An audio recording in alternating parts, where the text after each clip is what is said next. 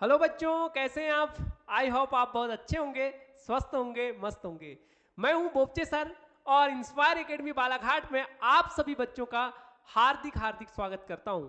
आज बेटा हम देखने वाले हैं पीएनएसटी 2024 का चैप्टर फर्स्ट एटॉमिक स्ट्रक्चर परमाणु संरचना का लेक्चर नंबर 2।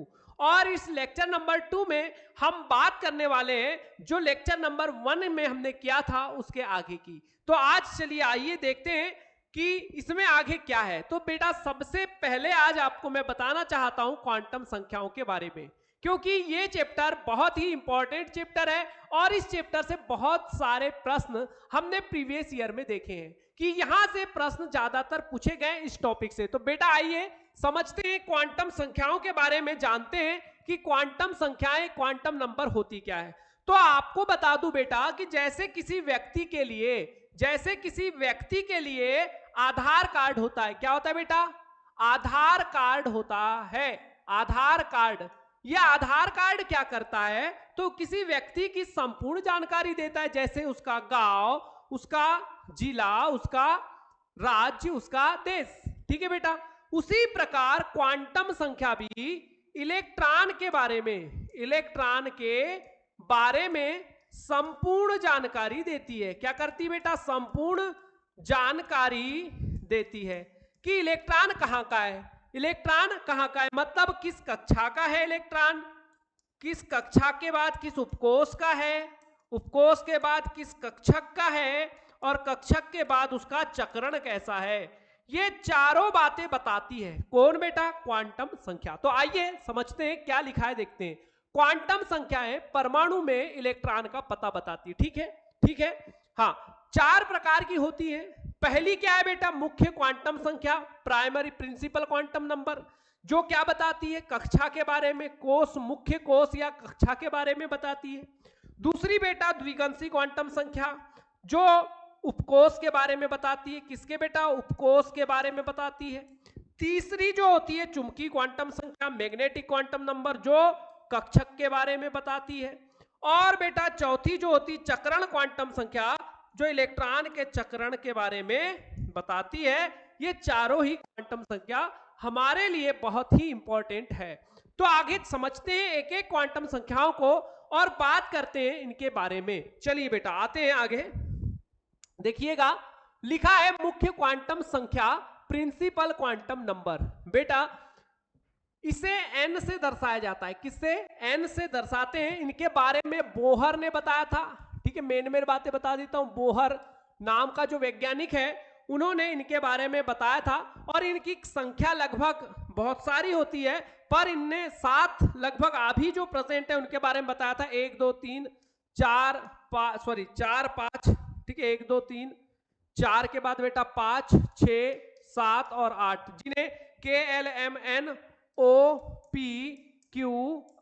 से दर्शा सकते हैं। सॉरी 8 नहीं होंगी, अभी तो 7 ही होंगी, है ना। जब 8 होगी तब देखेंगे बेटा। ठीक है, चलिए आगे बात करते हैं। यह क्वांटम संख्या इलेक्ट्रॉन की नाभिक से दूरी, यानी इलेक्ट्रॉन अगर जैसे ये कक्षाएं हैं, ठीक है बेटा, ये कक्षाएं हैं और यहां इलेक्ट्रॉन है कोई। क्या है बेटा?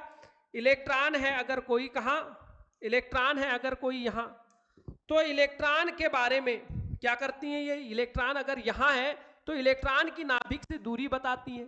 साथ ही ऊर्जा, कक्षा की ऊर्जा, और परमाणु का आकार, कि परमाणु का आकार कैसे कैसे। तो आपको पता है जैसे जैसे कक्षा बढ़ती है आकार बढ़ता जाता है, मतलब आकार के बारे में भी यही क्वांटम संख्या बताती है। इसे n से प्रदर्शित करते पहले ही बता चुका हूं। आगे आते हैं। n के मान 1 से लेकर अनंत तक हो सकते हैं, यानी n बराबर 1 2 3 4 5 6 7 8 9 10 11 12 हो सकता है, पर अभी हमारे पास 7 तक है बेटा। ठीक है, यहां पर इन्हें कोष या कक्षा कहते हैं बेटा। कक्षा, कोष या कक्षा कहते हैं, है ना। ये दिख रहा होगा आपको, यहां नहीं दिख रहा है तो यहां लिख देता हूं मैं। कोष कहते हैं इन्हें। क्या कहते हैं बेटा? कोष कहते हैं, कोष या कक्षा कहते हैं, जिन्हें KLMNOPQ द्वारा दर्शाया जाता है। अब बेटा आगे की ओर बढ़ते हैं और बात करते हैं थोड़ी और आगे।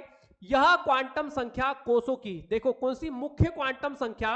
मुख्य क्वांटम संख्या कोषों की त्रिज्या के आकार, क्या बोल रहा है बेटा? यह क्वांटम संख्या कोषों की त्रिज्या, यानी कक्षा की त्रिज्या। ठीक है बेटा, कक्षा की त्रिज्या, आकार, कक्षा का आकार के बारे में बताती है, क्योंकि यहां पर होता है बेटा n proportional n sorry r proportional n का स्क्वायर। मतलब बेटा यहां जो देख रहे हैं आप r, ये r क्या होता है यानी त्रिज्या। ये क्या बेटा, त्रिज्या जो है वो कक्षा के नंबर के समानुपाती होती। जैसे जैसे कोषों की संख्या बढ़ती है, 1 2 3 4 5 है ना, कोषों की संख्या बढ़ती है, आकार भी बढ़ता जाता है। जैसे फॉर एग्जांपल बेटा देख लीजिए, 1 कक्षा, 2 कक्षा, 3 कक्षा, देखो आकार बढ़ रहा है, आकार बढ़ता जा रहा है। चौथी कक्षा आकार और बढ़ गया।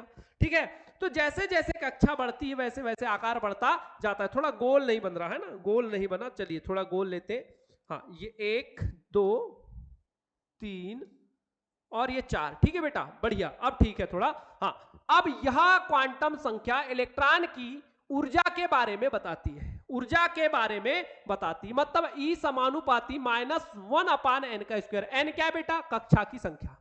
किसी भी कोष में, किसी भी कोष या कक्षा में कक्षकों की संख्या, कक्षकों की संख्या। जैसे डिब्बे होते हैं बेटा, आपको पता है, S का है ना, S का 1 कक्षक, P का 3 कक्षक, ठीक है, P के 3 कक्षक, D के 5 होते हैं। कितने होते हैं बेटा, 5, 1 2 3 4, 1 2 3 4 5। वैसे ही F के कितने होते हैं, 7 होते हैं। कितने होते हैं बेटा, 7 होते हैं। ठीक है, तो किसी भी, यहां पर देखो इसके साथ ये कक्षक है, ये उपकोष है बेटा, ये क्या है, ये उपकोष। ठीक है, ये उपकोष है और ये उनके कक्षक है। ठीक है, ये आपको जानकारी पता होगी, नहीं है तो याद रखें। ठीक है, किसी भी कोष में कक्षकों की संख्या n का वर्ग तथा इलेक्ट्रॉनों की संख्या 2n का वर्ग, क्या बेटा, 2n का वर्ग द्वारा ज्ञात की जाती है। क्या बोला मैंने, n के वर्ग द्वारा कक्षकों की संख्या। और यानी ये जो संख्या है इधर वाली 1 3 7 5 7, ये किसके, n का वर्ग से निकलती है। और n मतलब n क्या है बेटा, यहाँ कक्षा की संख्या 1 2 3 4। ठीक है, और यहां भी n कक्षा की संख्या ही है, और ये इसका सूत्र है 2n का वर्ग, अगर हमें इलेक्ट्रॉन निकालना है किसी भी कक्षा में। जैसे अगर हमें, अभी तो यहां हमने बताया ये उपकोष, किसी भी कक्षा में बेटा उपकोष कितने होंगे, उपकोष कितने होंगे, ये चारों उपकोष है SPDF। तो अगर उपकोष की संख्या निकालनी, कक्षा 1 है तो उसमें उपकोष 1 ही होगा और वो S होगा। कक्षा का नंबर 2 है तो उसमें उपकोष 2 होंगे, SP। कक्षा का नंबर 3 है तो उसमें उपकोष होंगे बेटा 3 SPD। और कक्षा का नंबर अगर 4 है तो उसमें उपकोष होंगे बेटा 4 SPD और F। ठीक है, ये बात आपको याद रखनी है। ठीक है, आगे बढ़ते हैं। थोड़ा समझ नहीं आएगा तो थोड़ा आप कमेंट करके बोल सकते हैं बेटा, पूछ सकते हैं कि सर ये बात हमें क्लियर नहीं हो रही है ना, हमें क्लियर करा दीजिए। क्योंकि मैं पूरा आपको 0 से एडवांस लेवल तक का सिलेबस पूरा समझा रहा हूं। हो सकता है कि स्पीड थोड़ी ज्यादा हो, क्योंकि हमें बहुत सारा सिलेबस बहुत कम समय में कंप्लीट करना है, क्योंकि PNST का शेड्यूल डल चुका है। और हम इस क्रैश कोर्स में ज्यादा डिटेल में और सारी की सारी चीजें बिल्कुल PNST 2024 के अकॉर्डिंग ही हम तैयार कर रहे हैं। इसलिए थोड़ा हम कम समय में बेहतर और अच्छा करने के लिए हमें बहुत सारी चीजें का समावेश करना पड़ेगा बेटा। ठीक है, इसलिए अगर कोई चीज क्लियर नहीं हो पाती तो थोड़ा पूछ लीजिएगा। ठीक है, आगे बढ़ते हैं। चलिए आइए, अब कक्षा की संख्या। ठीक है बेटा, क्या लिखा है, कक्षा की संख्या। कक्षा की संख्या उपकोष और क्या है, कक्षक और इलेक्ट्रॉन। ठीक है, अब थोड़ी बात करूं, कक्षा की संख्या को n, उपकोष को द्विगंशी क्वांटम संख्या भी कहते हैं, आगे बताऊंगा, जिसे L से दर्शाते हैं। तो यहां पर देखिए, कक्षा अगर 1 है, जैसे यहां पर, जैसे हाँ, जैसे बेटा यहां पर आइए, तो ये n बराबर 1 होता है, ये n बराबर 2 होता है, इसके लिए n बराबर 3 होता है, इसके लिए n बराबर 4 होगा। ऐसे अनेक कक्षाओं के नंबर होते हैं। तो पहली कक्षा में कितने उपकोष, तो पहली कक्षा में एक ही उपकोष होता है, वो होता है S। दूसरी में 2 होते हैं, ये सब जानकारी आपको बता दिया हूं। तीसरी में 3, चौथी में 4। ठीक, आगे बढ़ते हैं थोड़ा। अब बेटा यहां देखो, उपकोष की संख्या यानी कक्षा की संख्या के बराबर, यानी यहां n है तो यहां भी n है। मतलब एक पहली कक्षा है तो उसमें एक ही उपकोष, दूसरी कक्षा है तो दूसरा 2 ही उपकोष, तीसरी में 3 ही उपकोष, चौथी में 4 ही उपकोष होते हैं। कौन कौन से होते हैं ये भी बता चुका हूं। ठीक है, आते हैं आगे। n का वर्ग, n का पहली कक्षा के लिए n का मान 1, तो 1 का वर्ग मतलब यहां उपकक्षक कितने होंगे, केवल 1। जैसे यहां पर अभी हमने देखा था, S का केवल 1 कक्षक होता है, P के 3, D के 5, F के 7। ठीक है बेटा, आगे बढ़ते हैं, देखिएगा, समझेंगे ध्यान से। तो यहां पर अब आगे की ओर हम बढ़ रहे हैं, तो थोड़ा ध्यान से देखिए। यहां पर दिख रहा है आपको 3 का वर्ग, 3 का वर्ग 9, 4 का वर्ग 16, मतलब ये है कक्षकों की संख्या बेटा। यहां पर अगर 4 उपकोष होंगे, 4 उपकोष होंगे तो जैसे 4 उपकोष है, एक है एस, एक है पी, एक है डी और एक है एफ।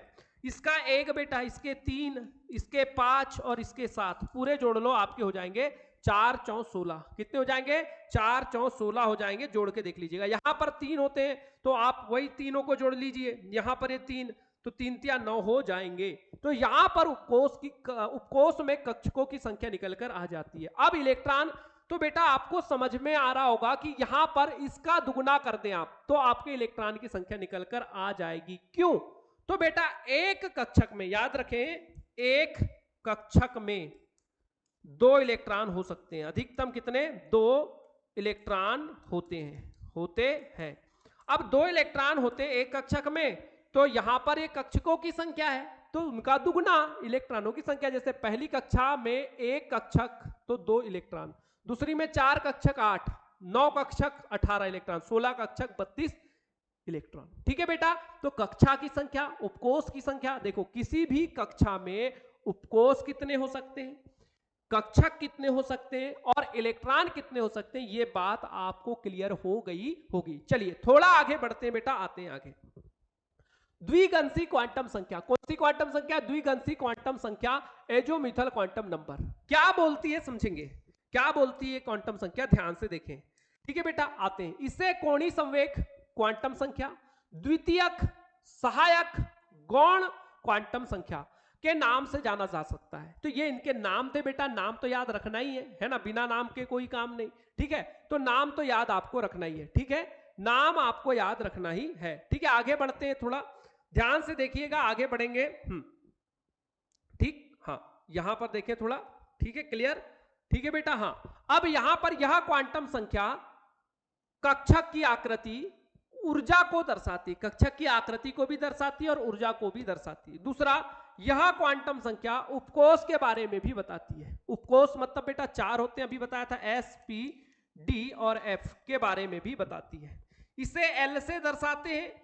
एल के कुल मान एन के बराबर होते हैं। अभी मैंने यहां बात किया था बेटा, यहां देखिए, तो एल ये उपकोष, इसके मान के बराबर होते हैं। देख रहे हैं, 1 1 2 2 3 3 4 4। ठीक है, समझ में आ रहा होगा। ठीक, आगे।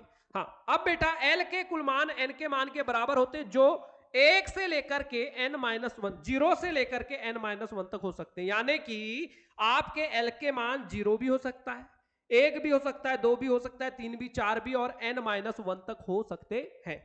अब बेटा आते हैं, थोड़ा देखते हैं जिसके अलावा क्या मुख्य बातें और भी हो सकती है। चलिए, इस ब्रैकेट में मैं आपको कुछ बताना चाहता हूं, ध्यान से देखिएगा, समझिएगा। मैंने बोला L बराबर होता है n-1। क्या होता है बेटा? n-1।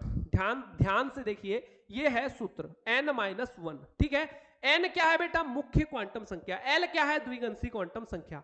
अगर यदि n का मान 1 2 3 4 डेश ले, मतलब क्या है कि हम पहली कक्षा, दूसरी कक्षा, तीसरी कक्षा, चौथी कक्षा, डेश, चौथी, पांचवी, छठवीं, सातवीं, आठवीं, 9वीं, 10वीं, 11वीं की बात करें, तो यहां पर L का मान अगर हमें निकालना है तो देखिए, पहली कक्षा में केवल S उपकोष होता है, दूसरी कक्षा में P और D दोनों होते हैं, S और P दोनों होते हैं, तो S का मान पहले से निकल जाएगा। देखते हैं बेटा, चलिए पहली कक्षा के लिए n का मान अगर 1 ले लें, तो n बराबर 1 ले लें, तो 1 - 1 बराबर कितना बेटा? 0।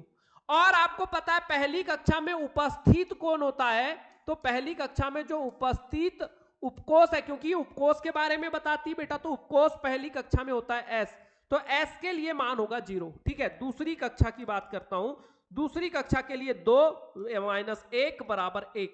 अब दूसरी कक्षा S का मान जब 0 आ गया, तो दूसरी कक्षा में बचा कौन बेटा? P, तो P के लिए 1।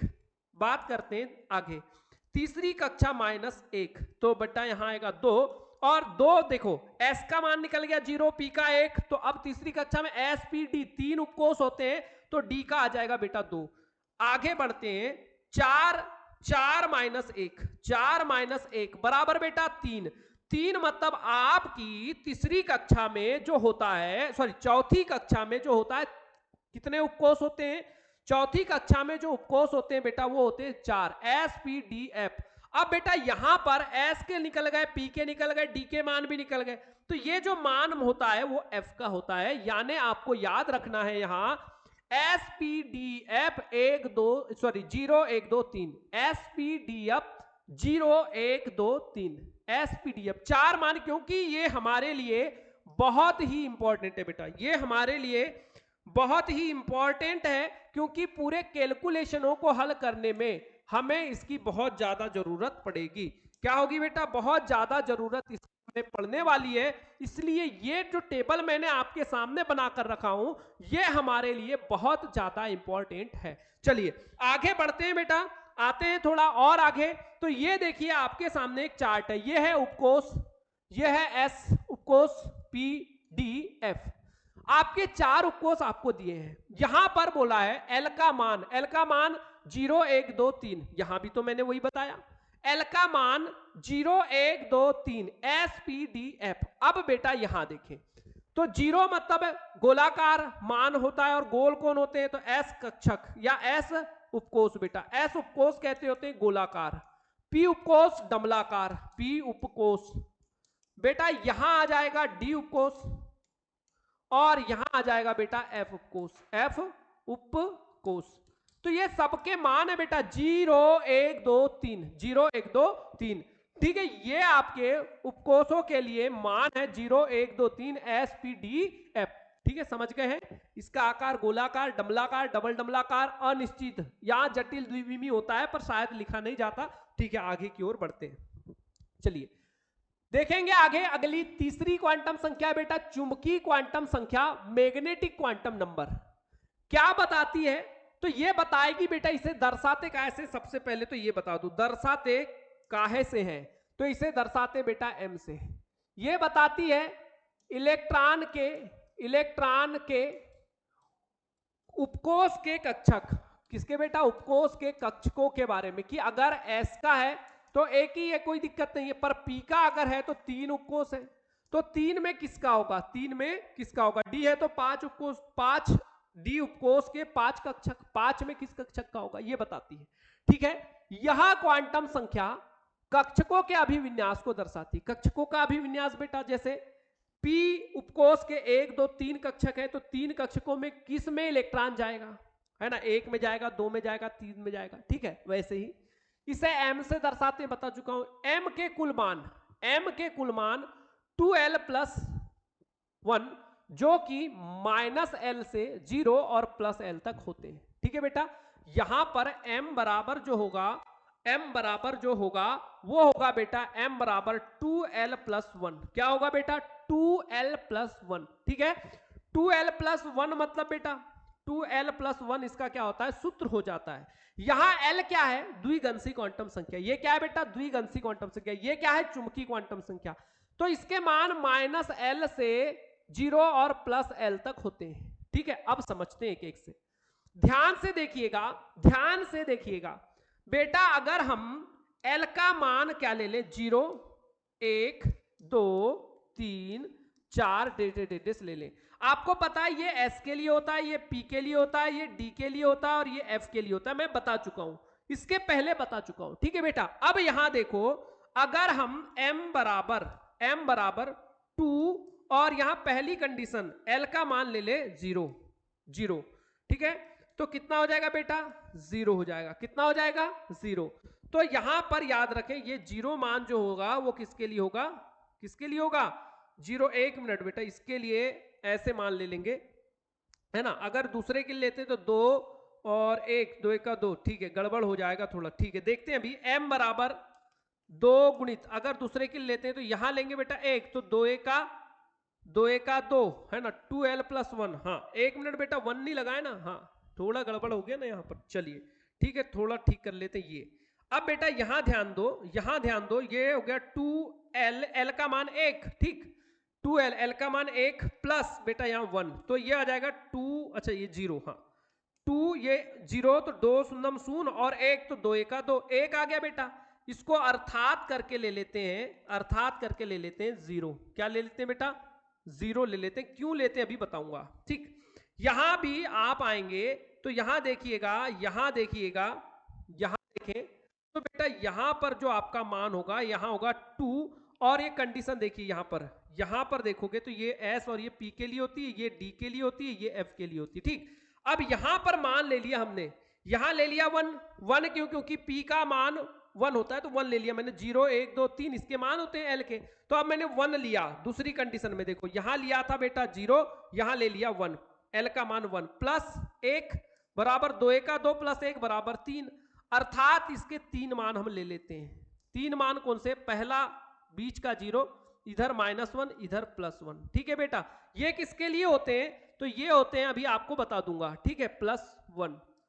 अब बेटा आगे आते हैं, m बराबर दिख रहा है सभी को, m बराबर 2 मल्टीप्लाई 2 क्योंकि दूसरा मान ले रहे हैं, प्लस 1 बराबर बेटा 5 बराबर 5। अर्थात बेटा यहां जो वैल्यू आएगी वो होगी, अर्थात यहां बीच वाली 0, इधर -1 -2, और बेटा इधर आगे बढ़ते हैं, किधर आगे बढ़ते हैं, आगे की ओर बढ़ते हैं, और तो देखेंगे तो ये आपका जो वैल्यू आएगी, हाँ यहां थोड़ा कलर चेंज इसलिए कर दे रहा हूं कि दिख जाए स्पष्ट। ठीक है बेटा, -2 -1, इधर आगे बढ़ेंगे +1 और इधर आएगा +2, ये हमारी वैल्यू आ जाएगी। 5 मान जब होंगे तो 1 2 3 4 5 मान हमारे ऐसे हो जाएंगे। यहां पर 3 मान थे तो ये था +1। ठीक है, ये आपकी वैल्यू हो गई। अब आगे और बढ़ाते हैं बेटा, m बराबर अगर हम ले ले 2 मल्टीप्लाई कितना बेटा 3, है ना, 0 1 2 3 ले रहे हैं अभी वैल्यू 3, तो 3 + 1 बराबर 3 दूनी 6 और 1 7, अर्थात बेटा यहां पर जो मान होंगे वो हो जाएंगे ऐसे, है ना, 1 मिनट, हाँ यहां पर बेटा हो जाएंगे 7। कैसे, तो 7 में बेटा पहला तो 0, यहां पर -1 -2 -3, ठीक है दिख रहा है बेटा, -1 -2 -3, इधर +1 +2 +3, ये मान हो जाएंगे। अब बेटा यहां पर इन मानों को ऐसे मैंने पैक कर लिया, ठीक है, ताकि अलग अलग दिख जाए। -1 से लेकर +3 तक, -3 से लेकर +3 तक, -2 से +2 तक, -1 से +1 तक, और 0। यहां 0 क्यों होता है, तो यहां ध्यान दे बेटा, यहां पर एक ही एस कक्षक का केवल एक ही डिब्बा होता है, तो क्या यहां अभिविन्यास हो सकता है। अब ये बताइए, किसी के घर में एक कमरा है, तो एक कमरे में क्या लोग अगर मेहमान आए तो क्या उन्हें कोई दूसरा कमरा मिलेगा, नहीं, क्यों, क्योंकि एक ही कमरा है तो सारा काम वही होना है, सोना वही है, जागना वही है, खाना वही है, मतलब पूरा काम एक ही जगह, मेहमान आए चाहे घर के लोग हो, सारे लोग एक ही जगह रहेंगे क्योंकि कमरा एक ही है। पर अगर किसी के कमरे में 3 मकान है, किसी का घर है और 3 कमरे का है, तो यहां पर अभिविन्यास हो सकता है, इसलिए यहां 0 था, यहां अभिविन्यास हो सकता है, क्योंकि अगर कोई आए और वो यहां रहता है तो इसे 0 कमरा कहेंगे, पहला कमरा है, इधर अगर आता है तो +1 और इधर आता है तो -1। बेटा इनके नाम भी होते हैं, आपको नाम भी बता देता हूं, इसका नाम होता है px, इसका नाम होता है py और इसका नाम होता है pz। ठीक है, आगे आते हैं बेटा यहां पर, और D की बात करते हैं तो D के आपको पता है 5 कमरे का मकान होता है, बोल सकते हैं 5 डिब्बे होते हैं, 1 2 3 4 5, बेटा 5 होते हैं यहां पर। तो यहां ध्यान से देखिएगा, इसका होता है 0, इसका होगा -1, इसका होगा -2, इसका होगा +1, इसका होगा +2। अब बेटा इसके भी तो नाम होते हैं, इसके नाम क्या होते हैं, तो बेटा देखिएगा इसका नाम होता है DXY, इसका नाम होता है बेटा DYZ, इसका नाम होता है DXZ, और इसका नाम होता है DX का वर्ग -Y का वर्ग, और इसका नाम होता है बेटा DZ का वर्ग। क्या होता है, DZ का वर्ग। ऐसे इसके 5 नाम हो जाते हैं। और बेटा ये जो 7 मान है, अब ये 7 मान आपको यहां बता देता हूं, यहीं पर बता देता हूं। तो ये 7 कमरे का अगर किसी का मकान है, 7 कमरे का अगर किसी का मकान है, तो पहला कमरा -3, दूसरा कमरा -2, तीसरा कमरा -1, फिर 0, फिर +1, फिर +2, फिर +3, ऐसे 7 मान इसके हो जाते हैं और इसका कोई विशेष नाम नहीं होते। तो ये सारी कहानी आपको समझ में आ रही होगी। ठीक है बेटा, यहां जो कहानी आपको मैंने बताया है वो आपको समझ में आ रही होगी कि कैसे हम यहां पर हल कर रहे हैं। ये आपका अलग था, ये फर्स्ट कंडीशन बताया बेटा मैंने, दूसरी, तीसरी और ये चौथी कंडीशन मैंने आपको यहां पर बताया है। ठीक है, बात समझ में आ रही है, एक एक बातें मैंने आपको बताया है। चलिए थोड़ा और भी आगे बढ़ते हैं बेटा। हाँ, यहां पर इसे थोड़ा क्लीन कर देता हूं और थोड़े साफ रूप में यहां पर बता देते हैं। ठीक है, हाँ यहां तक आपको क्लियर हो गया होगा। ठीक, अब आगे की ओर बढ़ते हैं और देखते हैं बेटा, क्लियर है पूरी बातें? हाँ, अब आगे देखते हैं। तो यहां पर याद रखें, चुंबकीय क्वांटम संख्या में ये मान आपको याद रखने, ये और ये 7 मान, ठीक है। चलिए आगे बढ़ते हैं। चक्रण क्वांटम संख्या, चक्रण क्वांटम संख्या नंबर 4, और इसे स्पिन क्वांटम नंबर कहते हैं। यह क्वांटम संख्या क्या करती बेटा? तो ये क्वांटम संख्या कक्षकों में इलेक्ट्रॉन के चक्रण को बताती है। इलेक्ट्रॉन के चक्रण को इसे एस से दर्शाते हैं क्योंकि स्पिन नाम है इसका। यदि इलेक्ट्रॉन दक्षिणावर्त यानी कि घड़ी के सुई की दिशा में घूमता है, मतलब बेटा अगर इलेक्ट्रॉन ऐसे है या फिर ऐसे है, ऐसे या ऐसे, तो दक्षिणावर्त यानी घड़ी की सुई की दिशा में घूर्णन कर रहा हो तो इसके लिए एस का मान होता है, इसके लिए मान होता है +1/2। और या ऐसे घूम रहा है या इसे ऐसे दर्शाते हैं, ठीक है। क्या बोल रहा है? इसे सीधे तीर के द्वारा दर्शाते हैं, देखा बेटा, ऐसे या फिर ऐसे भी इसे दर्शा सकते हैं। यदि इलेक्ट्रॉन वामावर्त घूमता है बेटा, वामावर्त मतलब अभी अगर ऐसे घूमता था, ठीक है। अब यदि इलेक्ट्रॉन ऐसे घूमता है तो इसे ऐसे दर्शाते हैं या फिर ऐसे दर्शाते हैं, ठीक है। और इसके लिए एस का मान हो जाता है -1/2, ठीक है। और इसे दर्शाते हैं बेटा, ये देखो उल्टा तीर का चिन्ह, या फिर मैंने कंडीशन आपको यहां पर बता दिया है, ये या ये, ठीक है। तो ये ऐसे मान होते हैं, इन्हें याद रखना है। पूरी बातें मैंने आपको बता दिया है। चलिए एक बार रिमाइंड पूरी बातें करा देता हूं। इस डिब्बे में देखिएगा, पहली क्वांटम संख्या n, दूसरी क्वांटम संख्या l, तीसरी क्वांटम संख्या m और चौथी क्वांटम संख्या बेटा s। अब ध्यान क्या देना है, देखिएगा, इसके मान n बराबर 1, 2, 3, 4 डेडे हो सकते हैं। इसके मान बेटा l बराबर 0, 1, 2, 3 डेडे हो सकते हैं। ये मान होता है s के लिए, ये मान होता है p के लिए, ये मान होता है d के लिए और ये होता है f के लिए। ये याद रखने की बात है, ठीक है। यहां बेटा m के मान अगर बात करूं, m के मान, तो m का मान अगर 0 है तो ये s के लिए है।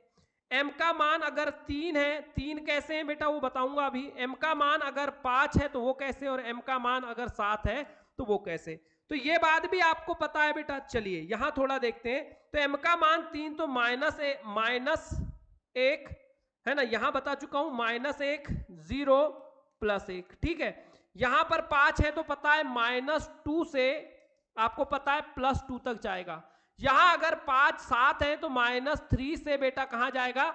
+3 तक जाएगा। कहां जाएगा? +3 तक, ठीक है। समझ गए हैं? +3 तक जाएगा। अच्छा, क्लियर नहीं दिख रहा बेटा? चलिए ठीक है, थोड़ा करते हैं क्लियर।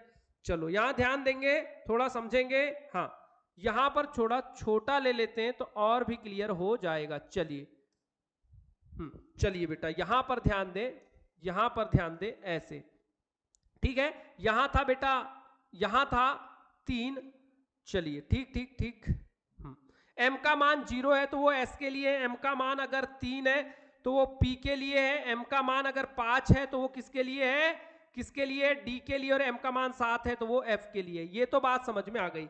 अब बेटा यहां पर थोड़ा समझे, यहां पर थोड़ा समझे, ठीक है, थोड़ा ध्यान दें। हाँ, यहां पर p का मान अगर, यहां पर p का मान अगर, सॉरी, p के 3 मान होते हैं तो यहां होगा बेटा -1, 0 और +1, ठीक है। -1, 0, +1, ठीक है, दिख रहा है बेटा? हाँ, यहां पर इसका मान होगा बेटा -2 से लेकर 2 से +2 तक, और इसका मान होगा बेटा -3 से +3 तक, ठीक है। ये मान आपको याद रखने हैं।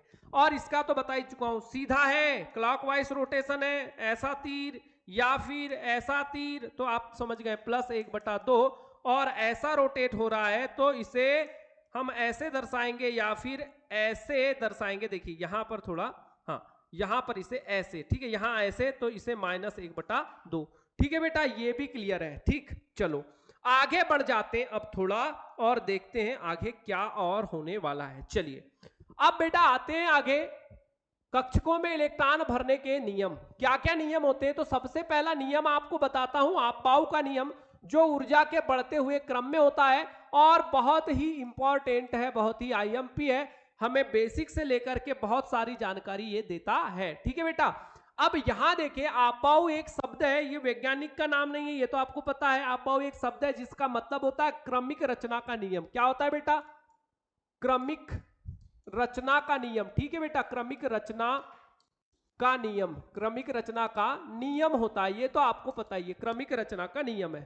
ठीक है, अब इस नियमानुसार कक्षकों में इलेक्ट्रॉन ऊर्जा के बढ़ते क्रम में भरे जाते हैं। किसमें बेटा? ऊर्जा के बढ़ते क्रम में भरे जाते हैं। ठीक है, ये बात भी याद समझ में आ रही है। अर्थात इलेक्ट्रॉन पहले कम ऊर्जा वाले कक्षकों में भरे जाते हैं, इसके बाद उच्च ऊर्जा वाले कक्षकों में भरे जाते हैं। मतलब बेटा इसे एक नाम और इसको एक नियम से भी जानते हैं, N+L नियम। अब ये नियम क्या है? तो यहां पर बेटा ये N जो है वो मुख्य क्वांटम संख्या, L जो है वो द्विगंशी क्वांटम संख्या है, तो इसे N+L रूल भी कहते हैं, याद रखना। तो पहले इलेक्ट्रॉन जहां ऊर्जा कम है वहां भरते हैं, फिर वो भर जाए तो इलेक्ट्रॉन उच्च ऊर्जा कक्षकों में भरे जाते हैं। कक्षकों की ऊर्जा नियम द्वारा निर्धारित की जाती है। नियमानुसार क्या बोल रहा है? उस उपकोष की ऊर्जा कम होती है जिनके लिए N+L का मान कम होता है। देखो बेटा, इसको N+L नियम से भी जानते हैं। और जिन कक्षकों के लिए N+L का मान कम होता है, उनकी ऊर्जा कम होती है, तथा उन उपकोष की ऊर्जा अधिक होती है जिनके लिए N+L का मान अधिक होता है। ठीक है, समझ गए? हाँ, अब यदि बेटा यहां थोड़ा ध्यान दें, अब क्या बोल रहा है थोड़ा देखें। ठीक है, थोड़ा ऊपर कर रहे हैं स्लाइड। ठीक, अब दिख रहा है? हाँ, अब दिख रहा है। चलिए, अब बेटा यहां ध्यान दें, यदि दो उपकोष के लिए N+L, क्या बेटा? N+L, ठीक है, N+L का मान समान हो, क्या हो? समान हो, तो उस उपकोष की ऊर्जा कम होगी। क्या होगी? N+L का मान समान हो तो उस उपकोष की ऊर्जा कम होगी जिसके लिए N का मान अधिक होगा, जैसे बेटा अगर फॉर एग्जाम्पल आपको, अगर यहां पर नहीं, थोड़ा अलग समझते हैं, यहां पर उतना क्लियर नहीं हो पाएगा। ठीक है बेटा, अलग। चलिए आगे बढ़ते हैं। चलिए यहां ध्यान देंगे, समझते हैं थोड़ा यहां पर। चलिए तो ध्यान से देखें यहां। ओके, चलिए। हाँ बेटा, अगर यहां पर बोला है N+L का मान समान हो, तो आपाऊ का नियम आपको पता है, नहीं पता है तो एक बार देख लो।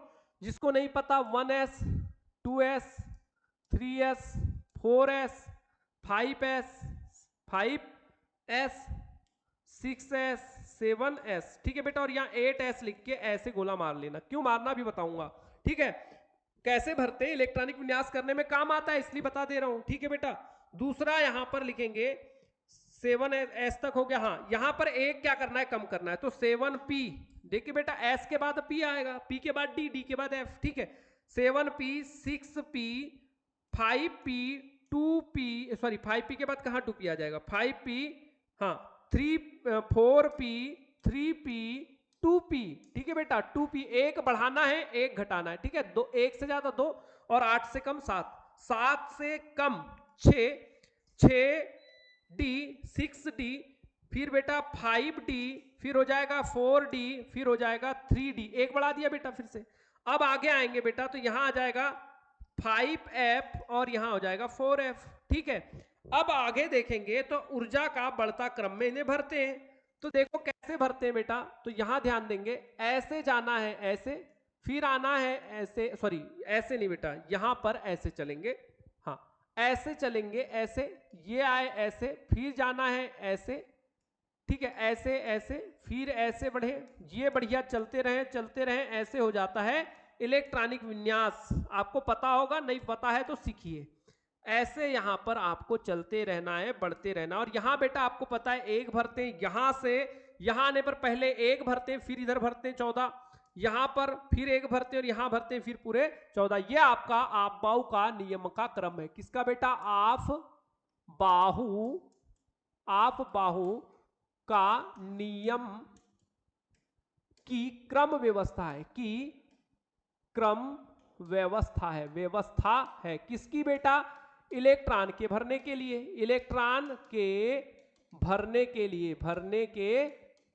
भरने के लिए ये क्रम व्यवस्था है। याद रखिएगा, 1s 2s 2p 3s, ये पूरी व्यवस्था होती है। ठीक है, अब आगे क्या बोला मैंने, अब आगे यहां पर इस बात को क्लियर करते हैं बेटा। क्या बोल रहा है कि यदि दो उपकोष के लिए n प्लस एल के मान समान हो जाए, ऐसे उपकोष देखो, अभी जो अपाओ ने बात की थी वो क्या बोला था कि n प्लस एल का मान जहां कम है वहां इलेक्ट्रॉन पहले भरो, फिर जहां n प्लस एल का मान अधिक है वहां इलेक्ट्रॉन बाद में भरो, क्योंकि n प्लस एल का मान जहां कम है उनकी ऊर्जा कम होती है, फिर जहां अधिक है वहां उसकी ऊर्जा अधिक होती है। ठीक है, अब अगर यदि समान हो जाए, n प्लस एल के मान समान हो जाए, जैसे बेटा 3s हो, 4p हो और 5d हो, 5d हो।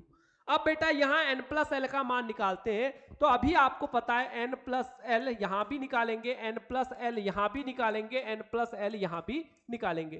तो n का मान तो ये दिख रहा है बेटा तीसरी कक्षा का है, तो देखो ये कक्षा के नंबर है बेटा 1 2 3 4 5 6 7 8। ठीक है, तो पहली कक्षा तीसरी कक्षा का, इसलिए 3n का मान 3, और l का मान आपको पता है, अभी क्वांटम संख्याओं में मैंने आपको बताया था कि n का मान बेटा देखो एक बार दिखा देता हूं आपको। n का मान अभी मैंने आपको बताया, ये यहां पर देखें तो l का मान s कक्षकों के लिए 0, p के लिए 1, d के लिए 2 और f के लिए कितना होता है 3 होता है। चलिए अब आ जाते हैं फिर से पुनः, यहां ध्यान देंगे तो बेटा अब यहां पर s के लिए 0, ठीक है, कितना हो जाएगा बेटा 0। यहां आगे बढ़े, फिर 4 प्लस 1, ठीक है, 4 प्लस 1, ठीक है, थोड़ा गड़बड़ ली क्या, चलो थोड़ा इसको ऐसे लेते हैं, कैसे लेंगे, चलिए यहां पर थोड़ा समझे, उदाहरण थोड़े चेंज करते हैं बेटा। यहां ले लेते हैं ये वाली पूरी लाइन, ठीक है, क्या ले लें 5s 4p 3d ऐसे ले लेते हैं। तो यहां बेटा जो आपका आने वाला है वो आएगा कितना, n का मान 5 0, यहां पर बेटा आपका आएगा, हाँ ठीक है ना 4 प्लस 1, और यहां बेटा आ जाएगा 3 प्लस 2, क्योंकि d के लिए 2 होता है। अब टोटल योग बेटा 5, यहां टोटल योग 5, यहां भी टोटल योग 5। तो क्या n प्लस एल के मान कैसे हैं, n प्लस एल के मान समान है। ऐसी कंडीशन में क्या बोलता है आपाऊ का रूल बोलता है, ऐसी कंडीशन में उपकोष के मान समान होते हैं, तो समान हो तो उस उपकोष की ऊर्जा कम होगी जिसके लिए n का मान क्या होगा, कम होगा। तो ऐसी कंडीशन में आपको इलेक्ट्रॉन पहले वहां भरना है जहां n का मान कम है। n का मान सबसे कम कहां है बेटा, यहां है, तो आपको सबसे पहले इलेक्ट्रॉन कहां भरने पड़ेंगे, यहां पर पहले भरना